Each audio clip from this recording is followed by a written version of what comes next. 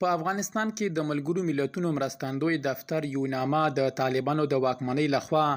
د امر بالمعروف او نهي عن المنکر د قانون تطبیق ته اندېښنه ښکاره کړې او په یو راپور کې یې څرګنده کړې چې دا قانون افغانستان له خپلو نړیوالو ژمنو لرې کوي او د بیا ادغام بهیر له نړیوالې ټولنې سره لا ستونزمنوي.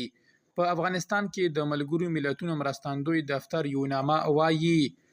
د طالبانو د واکمنۍ د امر بالمعروف او نهي عن المنکر د قانون تطبیق او تنفیذ د دغه هیواد په بیلابیلو برخو ناوړه پایلې درلودلې دي. یوناما د امر بالمعروف او نهي عن المنکر قانون تطبیق، تنفیذ او پایلې په خپل تازه راپور کې چې د اپریل پر 10 خپور شوی ویلي چې نارینه، ښځې، لږکي او ځوانان د دې قانون له کبله په بیلابیلو کچو اغیزمن شوي دي. په دې 21 مخیز راپور کې چې د 2024 زیږدیز کال د اګست له 21 نیټې څخه تر 2025 زیږدیز کال د مارچ تر 11 پورې د دې قانون اغیزې پکې څیړل شوي دي راغلي چې د افغانستان رسنۍ هم د دې قانون له امله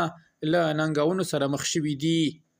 یوناما خبرداری ورکړی چې دا قانون د افغانستان پر ټولنیز اقتصادي وضعیت مستقیم او غیر مستقیم اغیز لري چې د اقتصادي کړکېچ د لا ژورېدو لامل شوی دی. راپور ډیروي د دې قانون تنفیذ افغانستان له خپلو نړیوالو ژمنو څخه لرې کوي او له نړیوالې ټولنې سره د یوځای کېدو بهیر یې لا ستونزمن کړی دی.